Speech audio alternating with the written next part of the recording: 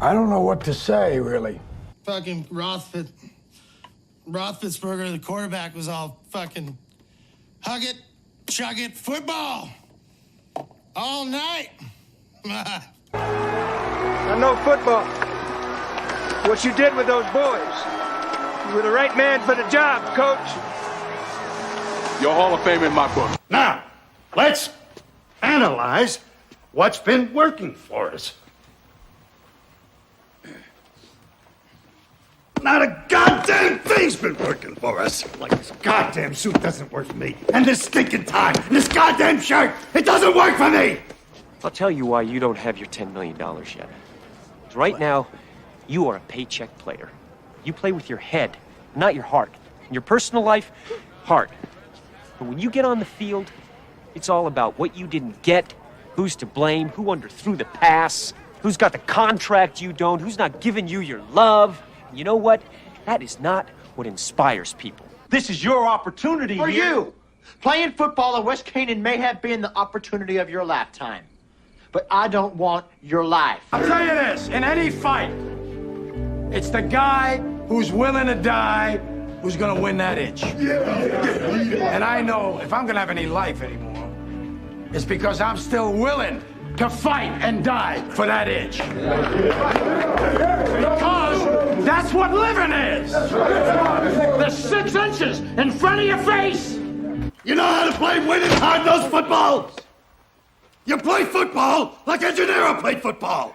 A guy who gave his life for this football team. He was a 140-pound halfback, and he played like a goddamn wild man. No, like a goddamn rampaging beast. And that's the way you're gonna do it. You go out there, you tear their fucking heads off, and you shit down their necks. Let us pray. I'll see you in L.A. No heart. No heart? I'm all heart, motherfucker!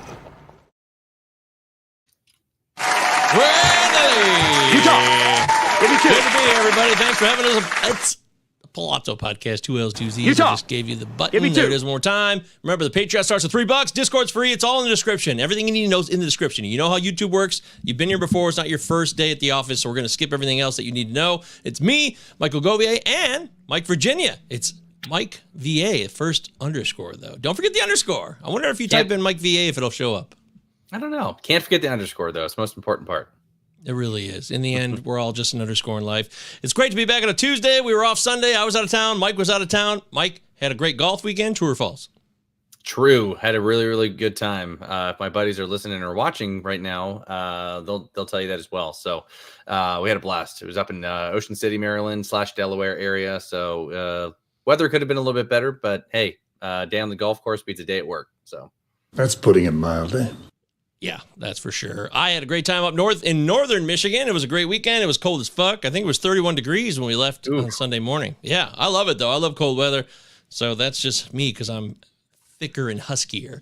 But you guys don't care about us as people. You care about football, your fantasy football team. So let's dive into it. The week that was, week 7, there were some things that happened, of course. And then in week 8, more things will happen. We're going to try to give you some leads on the waiver wire this week like we always do. Mike, I think one thing that stands out first off is our two teams with the head-to-head, and we didn't get a chance to really, do enough creative stuff around the game. The Lions got dismantled and murdered by your Ravens, an absolute bloodletting of epic proportions. I mean, great job on the Ravens' part. A Little trouble there. little trouble there for the Lions. I thought the Lions would lose because I predicted they had to lose eventually, and I kept telling you the week before when you wanted to play their defense against Tampa, which ended up being the right call. But that defense was a ticking time bomb, and you saw it on full display with your very own team and Lamar Jackson going hunting for some Lions. I mean, the Ravens are not that good, but they looked really good. Yeah, and I was actually thoroughly impressed with how the Ravens looked on both sides of the football on Sunday, which was awesome. So between Lamar, Gus Edwards broke off like a 70, 80-yard run. Mark Andrews finally is getting it rolling, and the defense looks good. So hopefully that's a sign of things to come for the Ravens. But, yeah, I was surprised by the Lions. I thought it would be a little bit more competitive. I didn't think it would be a blowout. But true or false, I don't know if you watched it in the Michigan area too, but somebody was telling me that the Lions broadcast kept talking about how sorely they missed David Montgomery. True or false? I have no idea because I didn't listen or see it. Okay. So I was driving home that day from our finished event, and I didn't really hear anybody talk about anything during the game. I will tell you that Montgomery, Gibbs, Reynolds, that offensive line, anybody can run behind it. So that's bullshit. The old line was bad, period. If David Montgomery had been there, he would have been stifled. He totally would have, because the pass rush was a real problem as the Ravens were getting to Goff, and when Goff is pressured, party's over. I wrote this tweet after the Kansas City win about how I still don't think Goff can win a Super Bowl. I think he's a good quarterback, of course, but there's a big difference there. And today, or that day in Baltimore, beautiful Charm City, I miss that town, was a perfect example of why that is. Yeah, and if you guys followed us on YouTube, make sure, like Govier mentioned, make sure you like and subscribe to the channel. I actually just recently made a trade for Jared Goff in my home league. I actually traded Dameon Pierce for Jared Goff, and he laid an egg for me. So I was not happy about that. I was happy my Ravens won. Happy the Ravens won, but happy that Jared Goff laid a dud. I had Bijan too that laid a dud, which fuck Arthur Smith, man. I'm just gonna go out and say that. Killed me, and I'm reeling in my home league. But it's kind of been a mixed bag from week to week. But yeah, I agree with the Jared Goff take. Hopefully, Monday night against the Raiders is a get right game for everybody on Detroit. So. Oh, I can't wait. I got flashbacks of Monday Night Football, Bo Jackson versus Barry Sanders, late 80s. Man, this game is a flashback. That's around Halloween, too. I think the Lions actually did have a Halloween game. Just off the top of my head, there was like a Halloween Monday Night Football game that the Lions were mixed up in. I remember it being a fun night. So this is going to be a big nostalgia night for me when the Raiders come to town. And I just hope Brian Hoyer is playing quarterback. What a great idea. Let's play a 40-year-old dunzo quarterback. This guy's done. What the hell are you thinking? What is with Josh McDaniels? The mistake with the field goal a few weeks ago, and now he's playing Hoyer over. I mean, knowing that Aiden O'Connell was available and you didn't start him against the youngster Bears? What the fuck? Yeah, that was a surprising loss in that game as well. But I totally agree with that take. I think I've said this on the show prior, like I think when we did our kickoff show too. 3 spots to go to kill your career: Cleveland, Las Vegas now, and the Jets. So holding true. Fans are pissed. Ask Devontae Adams too how he's liking that so far. So I'm here trade talk. Somebody brought up the trade talk just for the hell of it. Devontae Adams to Detroit. He's unhappy. I don't know where this shit comes from. That would be awesome. I mean, I would piss my pants if that happened. But BTC's comments here. You guys are here in the live chat. There's nobody here except BTC. What the hell? We did the show on last Tuesday. We just missed Sunday. Is everyone done with fantasy football? Is it over? Have we all given up? Is week 8 like the cutoff point? Like, I'm out of here. See ya. Don't need anybody's help anymore. Come on! BTC said the Lions' first 3 drives were all 3-and-outs. And by their 4th drive, they were down 28-0. Doesn't matter who was playing running back. Exactly. Wait, are you laughing at me? Or are you agreeing with me, BTC? Because I think he's agreeing with you. It wouldn't have mattered. It wouldn't have mattered at all. So Lions got smoked. Shit happens. Move on from it. I don't think you change. One thing I will tell you, people, for those that don't live in the Detroit area, that are nationwide, worldwide, prestige worldwide, I want you to know that even though the Lions stunk it up, I mean, they stunk it up real bad. They were awful. They were horrendous. They didn't do anything. We couldn't do diddly poo offensively. Yep. We couldn't make a first down. We couldn't run the ball. We didn't try to run the ball. We couldn't complete a pass. We sucked. Yeah, they were bad. But Jameis Williamson is a guy. Jameson. Why do I call him Jameis? Jameis Winston. Winston. Jameson Williams. Ooh, interesting. But Jameson Williams is a fraud, okay? Don't believe the hype. Don't wait around. If you were in Dynasty and you had him for some reason, get out. Get out now while you can. This guy is a bust to the max. He's not going to get better. He doesn't have concentration. He also doesn't have the trust of his teammates in Detroit. It's just a nightmare. And I've seen it going back to the gambling suspension, the immaturity, and they wanted to bring Teddy Bridgewater in to be a backup quarterback, but also to be kind of a mentor to Jameson. Jameson Williams, sadly, a lot of hype coming out of a super stud program like Alabama, but don't believe the hype, as our good friends at Public Enemy. Can't trust it. Yeah, I was actually really surprised. I think Jameson Williams actually had a couple of bad drops and also really bad route running as well. And a couple of those games where he just got turned around multiple times and just couldn't locate the football. So I think maybe because he hasn't been on the field a whole lot in game time situations, maybe he needs to develop the chemistry a little bit more with Jared Goff. But yeah, he's been a disappointment. I loved him in college. I was a big Jameson Williams guy before he got hurt at Bama. So it's kind of sucks. Yeah, he was a 12th overall, or what was it, 8th overall pick, something like that. It was 8th. 8th overall. Yeah. So he was a super stud. He hurt his knee, missed all of last year, basically, except when he came back to catch that one bomb. And that gave a little bit of breadcrumbs for people to think, Jameson Williams, whoa, this is exciting. No. Yeah. It's not exciting. Don't fall for it. BTC says, trade him to KC or Judy or Hollywood. Wait, are you saying those guys suck, or you want us to trade for those players? Because Hollywood's good. Hollywood is top 10 in the league in targets. And as soon as Kyler Murray comes back here, Hollywood's going to go off.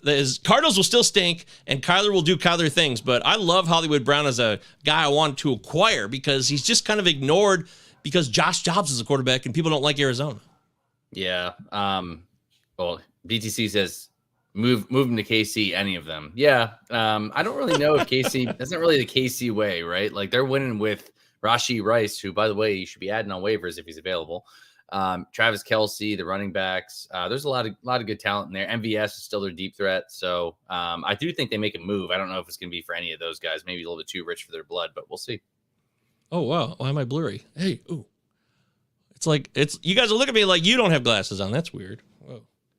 Anyways, yeah, I agree with you. We're live here at Palazzo Podcast, 2 L's and 2 Z's. Utah. Follow us wherever you want to, anytime, any place. I don't know why I'm blurry today. It's just the way it's going to be. But I will tell you that I was thinking about player ads this week, and what we've got. It's driving me nuts. You talk for a minute. I can't be blurry. Yeah, all good. Waiver wire ads for this week. It's crazy to think too, because I was actually going through some players that I was looking to add in some of my leagues, and a lot of them, except this is going to sound crazy because a lot of people are going to be rushing out to grab a guy like Royce Freeman, Darrell Henderson, or any of those running backs, either of those running backs as number one. Henderson went back to the practice squad today already. Yes. Isn't that insane?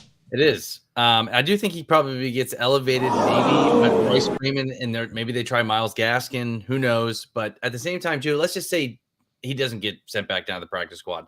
You're really only getting a couple weeks out of these guys left before Kyron comes back after their bye week. So I don't know if he's worth. And if you really, really hurting at running back and you need a guy that can fill a spot, hell, maybe he works out for you for a game or two. But it's going to be Kyron Williams' backfield when he returns. And that's hopefully after their bye week. So a guy I really like this week, though, to add for a receiver, Josh Downs of the Indianapolis Colts. Now, a lot of people will say, well, hey, that touchdown pass that he had was a broken play. But he's been consistently giving us the targets and the yards. The touchdowns just haven't been there. And he's a top target of Gardner Minshew. Michael, do you have any shares of Downs? And if you don't, are you looking to add him? Oh, 100%. Yeah. I literally said it on this show a few weeks ago, last week, 2 weeks ago. I was picking him up a couple weeks ago because he was getting more looks. He was part of the offense, and the Colts, not so much anymore maybe, but the Colts were being ignored frequently. It looked like they had problems or they weren't going to be very good, but every week they've come out and compete. I mean, they beat your Ravens on the road, who destroyed the Lions. I mean, you can't make sense of any of this stuff when you start to look around. By the way, I heard a great theory on Bill Simmons' podcast about how each week there's this team that dominates, and then the following week they totally blow it. And this week, the team that dominated was the Ravens. So it makes all the sense of the world that they're going out to the desert this week and they're going to lose. Lock it in. Yep. Right? Doesn't that make total sense? No, it doesn't, but it does at the same time. So it does. Yeah, I can totally see that happening. It's going to happen probably. And I'm going to bet on it, actually.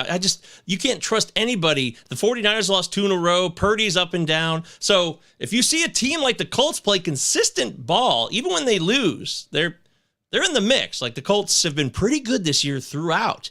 So I'm totally buying on Josh Downs, 100%. Also, speaking of Arizona real quick, again, I told you guys last week it didn't go very well, like 2 weeks ago. But this past week in week 7, Amari Mercado was the guy for the Cardinals in the backfield. He had 13 carries, 50-plus yards. He also caught a few balls for 20 yards. He was the guy. So as long as Connor's out, Mercado, I like him. And hopefully you guys held on to him and didn't panic. Don't want to panic just because a guy has a shit week, right? Look at Darren Waller. Darren Waller went off for the Giants, right?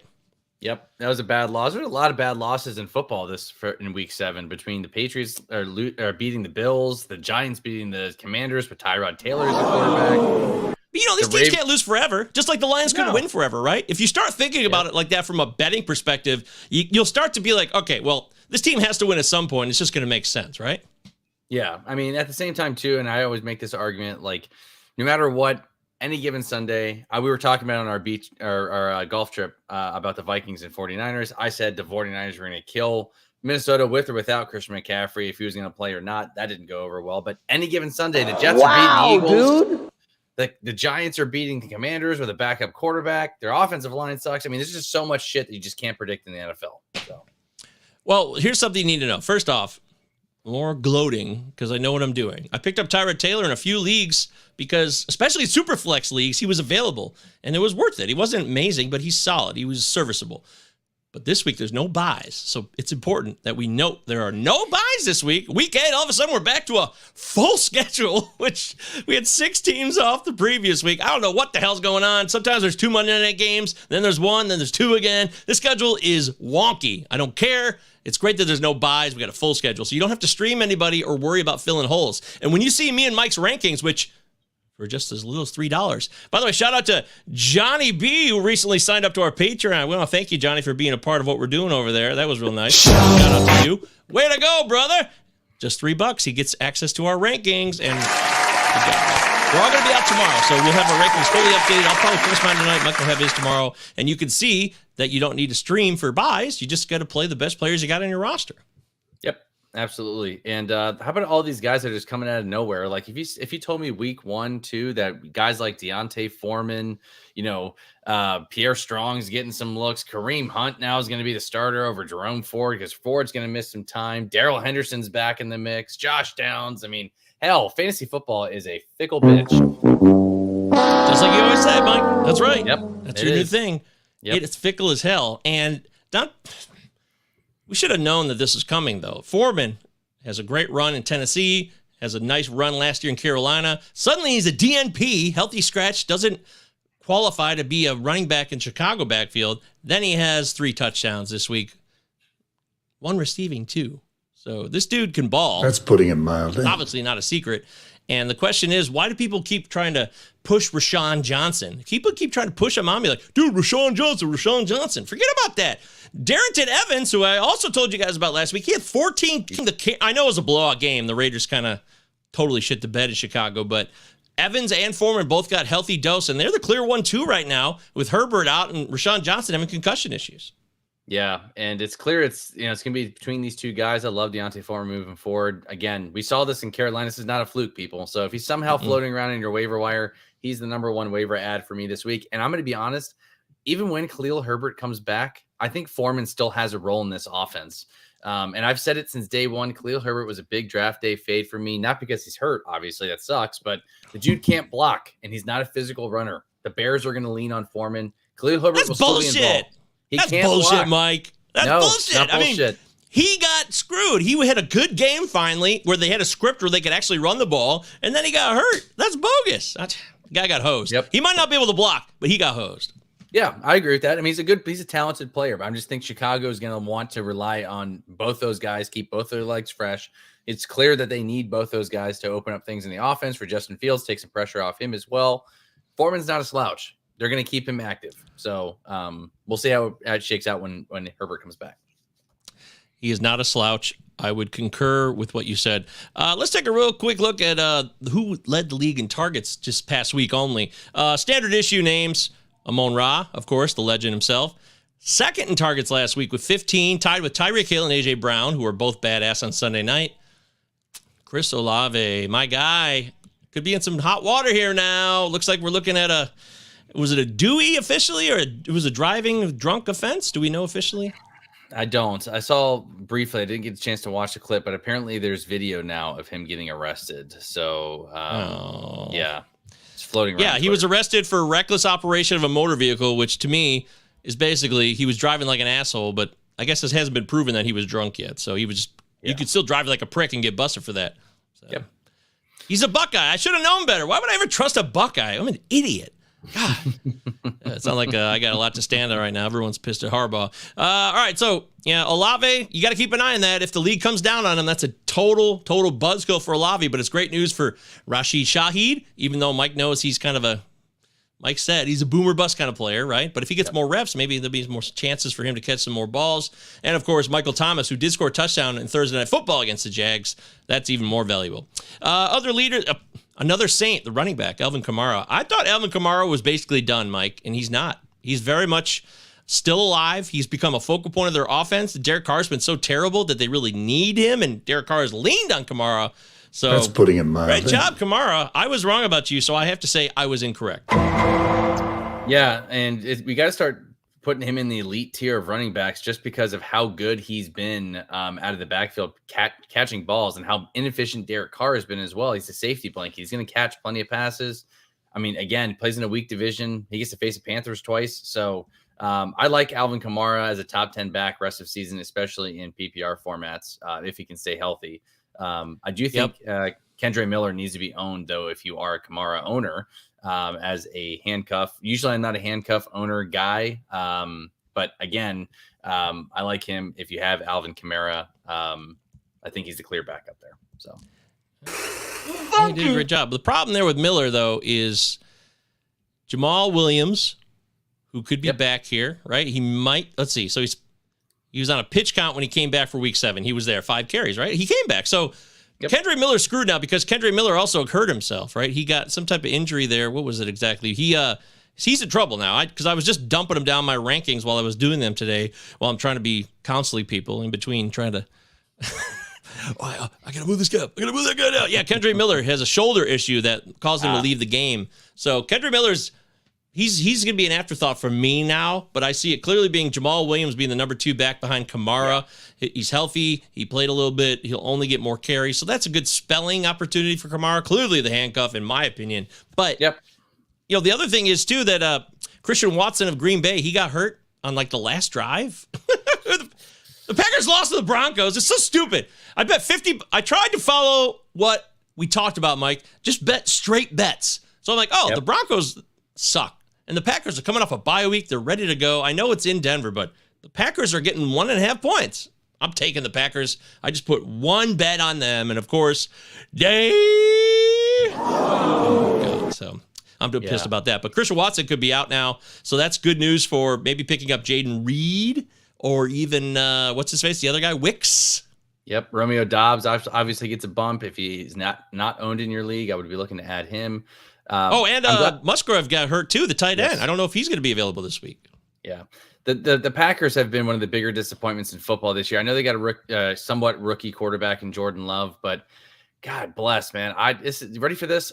In my league, I drafted Aaron Jones over Travis Etienne, and I'm kicking myself in the ass on that one. No. It's wow, dude. I don't know what's more frustrating, and I'm interested to hear your take on this. I don't know what's more frustrating between Bijan Robinson and Aaron Jones, because I feel like both situations have been handled so poorly. The Packers should have IR'd Aaron Jones week 1.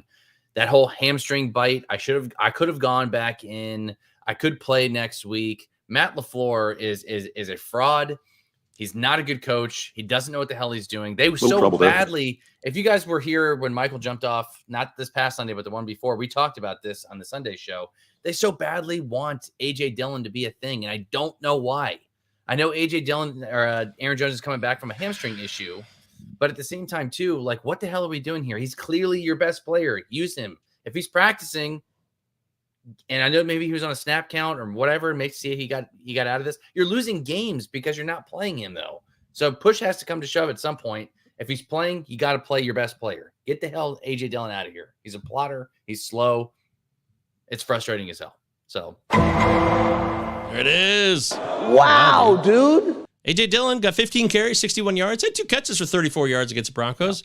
He's got the bulk of the carries the last 2 weeks, and he's been, kind of blah at best. And I guess you're right. Maybe I was wrong. I might have to. I'm not done with Dillon this year, but I'm certainly kind of like, oh boy, I don't know. BTC says Matt LaFleur is garbage. Piece of garbage. Yep, agreed. Replace Mike McCarthy with McCarthy Jr. That's a good one. I like that. Wow. A little trouble there. Dillon isn't known as a receiving back, but he led the Packers in receiving yards with 34. Oof. LaFleur, why? That's right. Yep. Bridging goal shout out. I'm a big Aaron Jones believer. Obviously, I have a couple shares of him in my leagues, but at the same time, too, like I can't stand the after the game when LaFleur is like, yeah, we got to get Aaron Jones to football more, but then doesn't do it the next game. So, like, what the hell are we doing? That's putting it mildly. Yeah.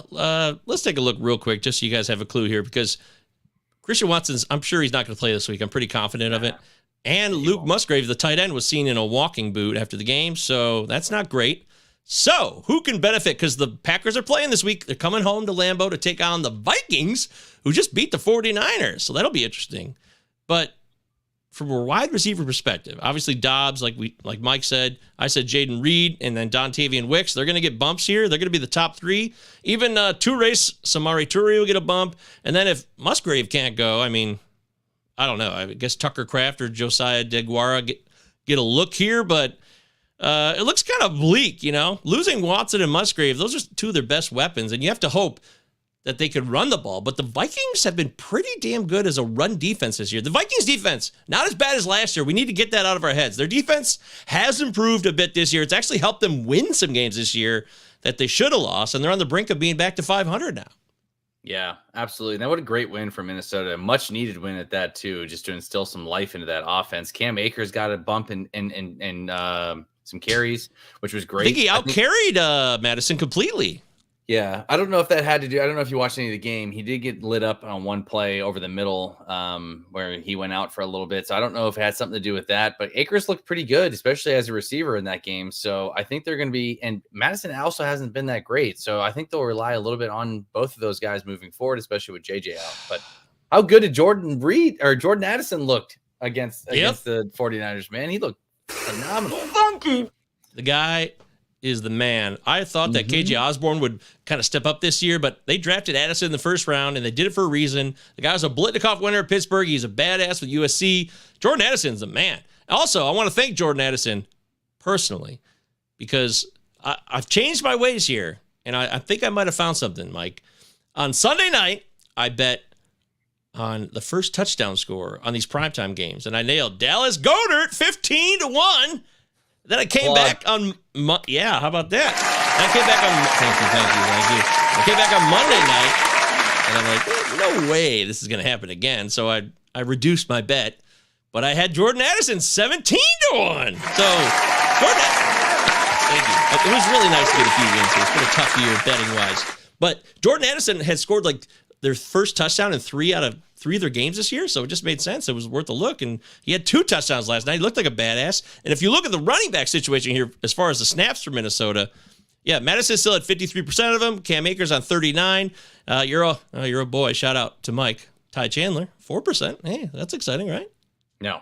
It's not exciting. Okay. Yeah, Cam Akers killed Ty Chandler, unfortunately. So yeah, and so I think even though I don't like Cam Akers as a player, touches-wise, I think he's going to start getting more opportunities because former Rams coach, assistant coach, Kevin O'Connell, they're boys. I think they've just been waiting for Madison to not get it done, and he has 0 rushing touchdowns this year. 2 touchdowns are both receiving for Madison. I think Cam Akers is going to usurp this job, and I don't know if I'll lock it in, but I feel that way. So yeah, I agree with that. BTC says the hammy has to be worse than they are leading on. It's the only logical explanation for Jones as far as the Green Bay backfield situation. Yeah. Clearly. It has should have been IR'd. You're right, Mike. Yep, I locked you into that. So, am I pressed the wrong button? No, I pressed the right button. Okay. No. Where are we? Yeah, what happened? It's been a frustrating season for the Packers as a whole. Christian Watson was supposed to be somebody everybody was high on. I was high on Christian Watson coming into the season too, and the guy just can't stay healthy. So I drafted as much as I could. Yeah, Jordan Love looked really, really good the first three games this season, and just hasn't looked like the same quarterback ever since. So it's concerning. I know he's a first year full-time player, especially with the Rodgers era turning the page there. But so he's got some learning growth and development and curves and things like that. Bad games, good games. But at Denver, especially coming out of a bye, I was expecting that offense to play a lot better than they did. But division game in Lambeau against Minnesota. We'll see how it goes. But that should be an interesting game for sure. Yeah. I mean, Green Bay has to win that game to turn their season around. They go 2-5. Minnesota gets back to 500. Suddenly Minnesota's trying to creep back up for that instant. They still have 2 games against each other. So especially with the season being as long as it is, I never understood the people that are like, "Yep, the Vikings are done. They're done. I know. Get them out of here. They're not making the playoffs. What a lost season. Start trading everybody. Fire sale. They win a couple more games. They're right back in the thick of things. So I mean, I think they're right there, especially at a wild card spot. Hell, even for the division is still open for me. So they just got to, if they can continue to look like they did against San Francisco last night, look out. This is without Justin Jefferson, people. So who knows? Yeah. Crazier shit. And you would know that. Yep. Yeah, let's trade Kirk Cousins to the Jets. Yeah, the Jets are going to get Kirk Cousins. You guys are, get the fart out of here. Right. Stupid. Okay, some other waiver wire ads. So this one's a deep cut, but I just want to throw it out there. Kenny McIntosh of the Seattle Seahawks. He is from Georgia, and he's coming off IR. It looks like he's going to be activated. Zach Charbonnet was out last week. It was my guy, Kenneth Walker, man. He's been, even when he doesn't score touchdowns, he gets 26 carries, 105 yards. He's been so good this year. Very reliable. I'm not saying Walker's in any jeopardy of losing playing time, but just as for precautions, take a look at Kenny McIntosh as a handcuff in that situation. I'd have to check the seriousness and update on Charbonnet's injury, of course, but just want to throw something out there for you. Isaac's here in the live chat, like all of you can be. Should I trade T and Cook for Bijan? If that's James Cook, I assume, no. Could be Dalvin Cook. Could be Brandon Cooks. If it's Dalvin, no. There's something funky brewing in Atlanta, man. I don't know what it's not as funky as what's brewing with Deshaun Watson and his fucked up world going on in Cleveland. It is James Cook. Nope, no way. No. Yeah, James Cook is he's a reliable part of their offense now. Even when he doesn't score touchdowns, he's getting some carries, he catches some balls. And then T. Higgins, too, that's too much for Bijan.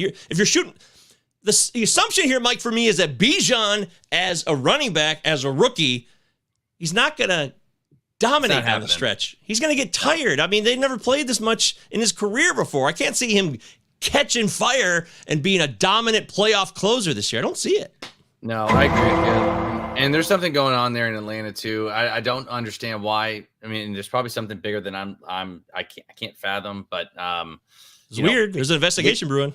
Yeah, we talked about it in last Tuesday's show too. There's something going on with Bijan Robinson as a whole. They love Tyler Algier in that offense. He gets all the goal line work. Bijan's only in there on passing down situations, and both of his touchdowns in the red zone have come off receiving touchdowns, not off rushing. So honestly, Algier's looked probably better in that offense than Bijan has. So I'm not trading for a guy that's splitting work now with possibly two other running backs in Cordell Patterson and Tyler Algier. So I still want T and I still want Cook. That's just too much for me. If it's in a dynasty format, I might consider it. But again, yeah, that's true. Yeah.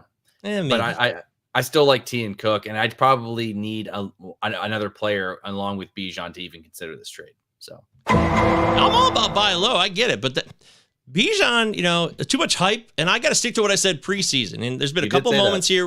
You had like 2 games that look good. But other than that, not much going on there. Hey, your brother's here. Hey, first off, I want to speak directly to your brother right now, to Joe. Joe, I feel good about the Mike Evans call a couple weeks ago. The process was sound, man. He had 10 targets. It didn't quite work out. So I don't think you could judge me on that one. Or at least, hopefully, you're not too upset about it, because I feel like 10 targets, 4 catches, it was just, Mayfield was terrible. He had an injury, things went to hell, bad luck. But he wants to know Stafford or Joey B this week. He also adds he has Cooper Kupp, FYI. So his receivers in this league, right? Ready for this? Cooper Kupp, Mike Evans, Amon-Ra, St. Brown. So Cooper Kupp fell in our draft. So he's got a pretty good sound receivers there in those 3 guys. But he does have Kupp in that league as well. So he wants to know if he should stack Stafford and Kupp or should he play Joe Burrow this week? Well, BTC says play the stack. But I don't want to play Stafford against that Dallas pass rush. I know Dallas has had some challenges as a defense this year, but that O-line for the Rams, from a passing protection situation, not good. Little trouble there. Not good. And the Steelers came in and beat them.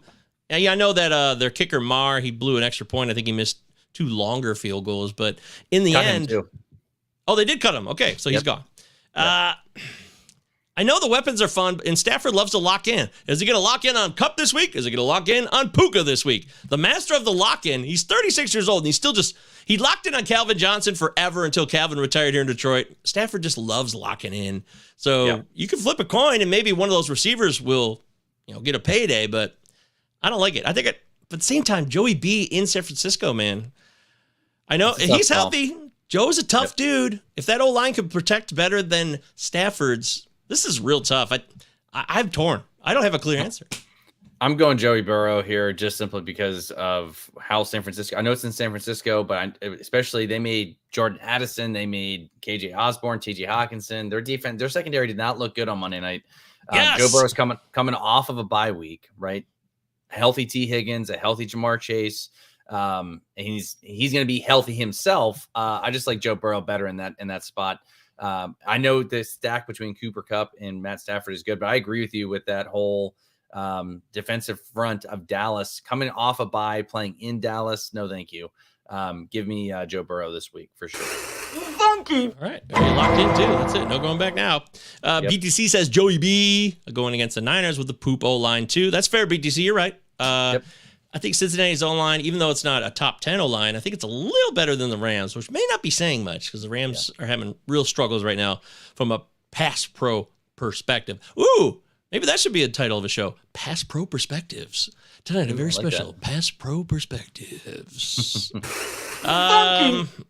Yeah, I don't think about this one, and hopefully, if you're in the Discord, we could always talk later, too. And if you're a patron, you can get direct access to me and Mike. Follow us on Twitter, MJ Govier. Follow him _Mike VA, Palazzo Podcast, 2L. Utah. 2 Give me two.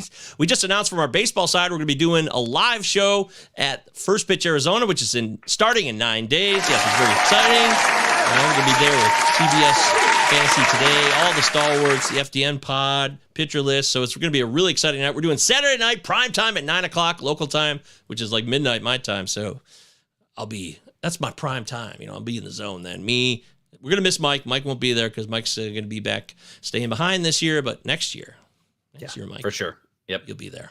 Yeah. All right, I got to wrap it up. It's time to go to bed as always. There's always more stuff to do. I got to finish the rankings too. Job's never done here at the Palazzo Podcast. Anybody else we didn't cover real quick that you want to get on the record for as a pickup or things to watch? As we got Thursday Night Football. Tampa's going into Buffalo, and that'll be an interesting game. So. Yeah. One guy I want to bring up really quick, and I think a lot of people are sleeping on, Devin Singletary of the Houston Texans outplayed Dameon Pierce. He's really outplayed him all season long. I like him as a speculative ad. He gets the Carolina Panthers this week. If you need a running back in a tough spot, you have some running backs that are down. I like Devin Singletary this week as a flex play. I think he's going to get more carries moving forward, but he's a speculative ad. I don't know if I'm starting him anywhere unless I absolutely need to, but you got to like that matchup. And I think Devin Singletary is going to be a thing moving forward. So. Okay. I can respect that. I respect you as a person, Mike, and I respect our live chat. You guys are the best. Yeah. BTC says, what is y'all sleeper pick for this week? Are you talking about like player? I assume that's what he means. I think so. Like a sleeper player is going to bust out this week. Yeah. That's a good question. It's only Tuesday. Devin Singletary. Oh, you already locked? Okay. He's locked in. We got a full tilt. Like I said, a full schedule this week. So everybody's at play. Let me look at my rankings here real quick. Let me, it really does suck that Jerome Ford got hurt. I'm pretty sure he won't play. Browns at Seahawks is one of the underrated games coming up this weekend. I'm looking forward to that one. Yep. Sleeper play, I don't know if this is much of a sleeper, but I kind of like Tyjae Spears this week. They got Atlanta at home. Arthur Smith, the prodigal son, returns to Tennessee. Little trouble there. And Tennessee's coming off the bye, and Tannehill's not playing. Tannehill's not going to play this week. So will it be Will Levis making his debut? Will it be Malik Willis? All I know is I think they need Derrick Henry and Tyjae Spears to win this game. So that's why maybe it'll be a little bit more obvious to people like, oh, they're going to need Spears to be more involved this week. Maybe they won't. Maybe we're not a wishbone offense out there like it's Nebraska 1983. I guess anything's possible. But Tyjae Spears is somebody that comes to mind off the top of my head. That's a great pick for not just this week, but moving forward. If Tyjae Spears is not owned in your league, he needs to be. They just traded away one of their top corners to Philadelphia this past week. And again, the head coach of Tennessee already came out and said that both Will Levis and Malik Willis will both be playing if Tannehill is indeed out. So I'm not sure what that means. Maybe they have some packages available for Levis, maybe in short yardage work, whatever it may be. Maybe they're trying to get an idea of what he looks like. But yeah, I love that call for Tajay Spears. There could be a very likely chance that we don't see Derrick Henry in Tennessee by year's end. He's a free agent after this year. Maybe they try to trade him to a contender. Tajay Spears takes over. He's instantly a top running back in football, given just the volume and sheer volume and how good he's looked, especially out of the backfield, catching passes and PPR formats. Love that call. Yeah, BTC says, woof, get D-Hop out of there. Yeah, D-Hop, I just took down my rankings 10 points. I don't care who starts at quarterback. He's doing well. He's playing well. Yeah. Oh, Henry to the Ravens. Oh, here, come on. Get the hell out of here, you guys. Ravens putting it mildly. Yeah, that's putting it mildly. Also, I wanted to mention my boy, Josh Palmer. 5 catches, 133 yards, baby. He's still available in 40% of Yahoo leagues, so that's a mistake right there. Yeah. And they're playing the Bears this week, okay, at home. Now, your boy, Justin Herbert, Mike, right now, as we sit here moving into week 8, you got to be a little frustrated. That's fair. I would say a little trouble. There. Yeah. But are you buy low Herbert now? Is that how you still feel? No. I've actually pivoted a little bit on Herbert. I know we were all throwing him. We were throwing Herbert in that elite class, those top 5 quarterbacks going into the season. I think what you're seeing is what you're getting. I mean, I think that's who he is, and he had that glorious season that he had where he was lighting up the league. I think that was an outlier. So, noting that, wow, dude. Yeah, noting that Eckler hasn't been really healthy all year. I still don't think he's 100%. I think he might be done. Like the best years are over. He's a small dude. I don't know. I'm not saying he's done, but like the best of the best top 10 seasons for him might be over. Yeah, and that opened a lot of things up for him. He doesn't have Mike Williams. I get that. I'm not making a pass for him. But again, I think he's probably on the back end of the top 10 quarterbacks. If you can buy low on him and you need a quarterback, throw something out there, see what happens. But I like Josh Palmer this week. I like him all weeks moving forward. I don't know how. He's criminally underrated and under-owned. So I think he's a guy that you should be looking to add on waivers this week. And then also Joshua Kelly, just in case Austin Eckler, something's going on with his ankle still, not 100%, but just as a speculative ad as well, Joshua Kelly could be Josh Kelly, yeah. 7 carries, 75 yards, and a touchdown. I know the Chiefs took it to him, but just saying that did happen. So it's crazy to think that too, because when we're starting him, the guy does shit, and when Austin Eckler's back, we're like, oh wait, nobody started me, so I'm going with 7 carries for 75 yards and a touchdown, people, just to make sure that you guys know I'm still here. So I also, for the Thursday night game, I always like to look at who played the most with these quick turnarounds, and I will throw out there for the hell of it, Keyshawn Vaughn. Back up to Rachaad White in Tampa. Rachaad White was on 75% of the snaps. Now they got to turn around and play Thursday at Buffalo. That's a tough game. Yeah. Keyshawn was only out there for 25% of the snaps. He's gotten more snaps recently, still in the minority, I know. But Rachaad White's not doing dick. I mean, he's not doing jack squat. A little trouble there. Yeah, so he caught 6 balls for 65 yards. That was his only saving grace in that terrible loss to Atlanta. It was such a bounce back opportunity for the Bucs. I had it as one of my best plays of the weekend, and they lost outright to Desmond Ridder. That sucks. Yeah, that's stupid. Donovan's here. What's up, dude? My man. Donovan makes it in as he close out the show. Good evening, peeps. Good to see you, Donnie boy. But yeah, those are some deeper plays here. Also, I'm off Keaton Mitchell of your Ravens. He can't stay healthy. I'm off him for the year. Just as people keep trying to push him as a sleeper. I'm out. He's not. Yeah, I'm out. I've been out. I was never in. So. Okay. Well, I should have asked you first then. See, he's a third running back. They love Gus Edwards and they love Justice Hill, so he's always third in this pecking order. I'm not sure really why that surfaced, but I think it's because Schefter added him in the ESPN league. So I think that's why he became a thing. Well, I know you like your boy Singletary, but I love Pierce this week to maybe have his best game of the season. The Carolina's given up 11 rushing touchdowns this year already. They're second worst against fantasy running backs in terms of fantasy points. 2 running backs. This is a great opportunity for the Texans coming off a bye. You take a look at the worst teams against running backs defensively. It's still the Broncos. I don't care what you saw against the Packers. They're still trash. The Panthers, the Cardinals, the Colts actually are fourth worst against running backs. They've given up 10 rushing touchdowns. Yep. And then the Packers, of course. My Lions destroyed on a Thursday Night Football with the run. Monty had 3 rushing touchdowns. And then we saw what Javonte Williams, by the way, to your brother. Shout out to your brother. 18 carries, I think, a season high. Is he alive? I think he is alive. I think Javonte Williams is starting to take control. Jaleel McLaughlin's falling backwards. So that's good news there as well for the Denver people who believed in Javonte. Speaking of Monty, real quick, as a fellow Detroit Lioner, do you think that there is any chance that we see Dave Montgomery back on the field this week on a Monday night? I don't. No, I don't. Okay. Yeah. You think they play it safe with him going into the bye week, let him play after? That's what it's looking like. I heard it was going to be a multi-week injury around here. Now, you know, it's a Monday night game, so he's still got about just under a week to recover, but I don't think he's going to play. That's my opinion.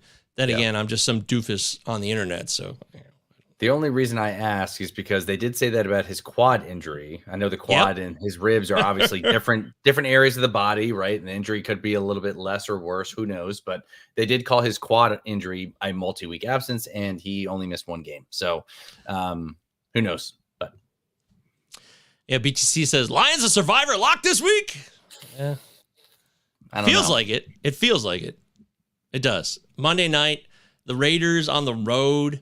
No, yeah, it does feel like a lock, actually. I'm going to lock it in. Yeah, it might be a survivor lock. Yeah, absolutely. Even with the Raiders, they got some lucky wins, and they don't play well on the road. They're not going to strike fear. Who's going to strike fear into this Lions team on Monday Hoyer. night? Hello. Yeah, exactly. I don't know about the spread, but a guaranteed straight-up win, I'm willing to go there. Yeah, the Lions will bounce back. They're not that bad. It was a bad week. You move on. They bounced back after the tough loss to Seattle at home. They blew that game in overtime. Then they came back and they won 3 straight, or 4 straight. Yep. They were on a roll. So I feel good about it, and I'm with you. I have a quick question before we jump into Chad's question here. I have a quick question for you for quarterback this week. Okay. Yes. Who do we like more? And live chat, you guys let me know who you like as well. I'm interested to hear your thoughts. Who do we like more? Do we like Jared Goff to bounce back at home versus the Raiders on Monday night? Or do we like Dak Prescott at home versus the Rams? I'm going Goff. I'm going Goff as well. That's who I have starting right now. Dak Prescott was dropped in my league. I picked him up as my backup quarterback. He did have that great game up against Philly where he had that long rushing touchdown, had like 28 points in my league because we count 5 points for passing scores. And he's got a pretty good schedule coming up. Goff has a bye next week, and they'll also have Dak will have the Eagles. So, but yeah, I'm leaning Goff right now, but I'm not going to lie.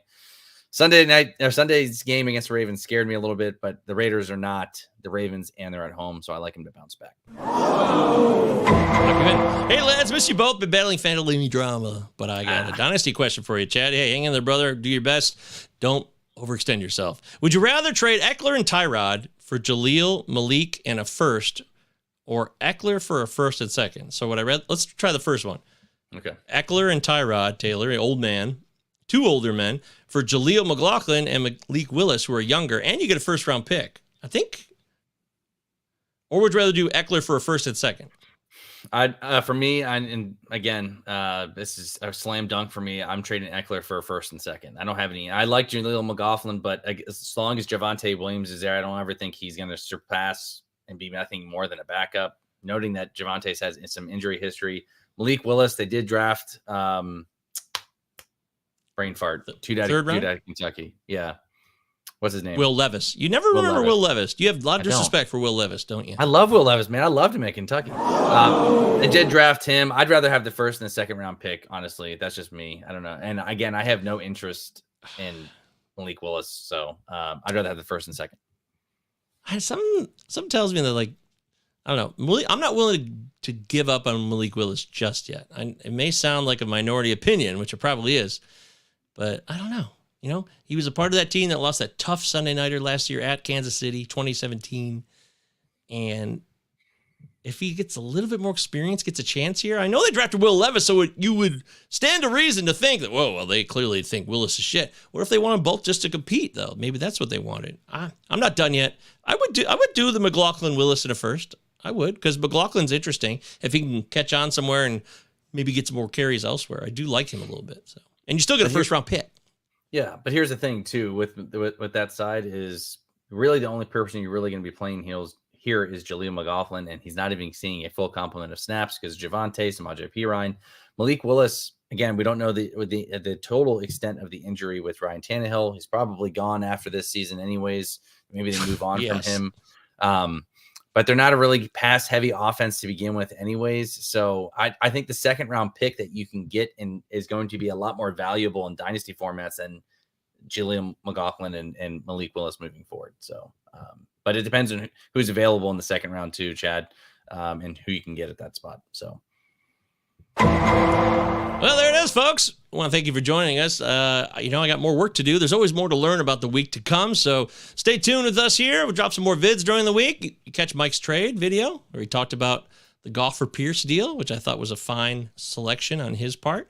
And our rankings will be on Patreon. You guys could get access to that for just $3 simple. That's right. That's all it takes. And you could be a part of history. That's right. Follow Mike on Twitter at _Mike V. I'm at MJ Govier. Plus a podcast, 2 L's. Utah. 2 Give me 2. Is that about it, Mike? You good? Sunday show. Make sure of you course, guys tune in. We'll be back. Ready to rock. Start Sunday sits. Morning. Bring it. We want to help you guys win your weeks. So, especially if you had a bad week, we had a lot of dud performances from a lot of star players. Get you back on track this week. Make sure you guys join us Sunday between 10 and 10:30, right around that time. We haven't decided yet. So locked in. I am so fired up for this weekend. This could be my best weekend yet. I know it. I just know it. I got a feeling. That song sucks, but I got a good feeling. Thanks for being everybody. Live chatters, you guys are always the best. I know we've been in and out here over the last couple of weeks, sicknesses, road trips. We're ready to go here. We're ready to take it to Thanksgiving in the NFL fantasy football season. For Mikey V, I'm Mikey G. Thanks for being here, everybody. Godspeed. Fucking Roethlisberger, the quarterback, was all fucking hug it, chug it, football.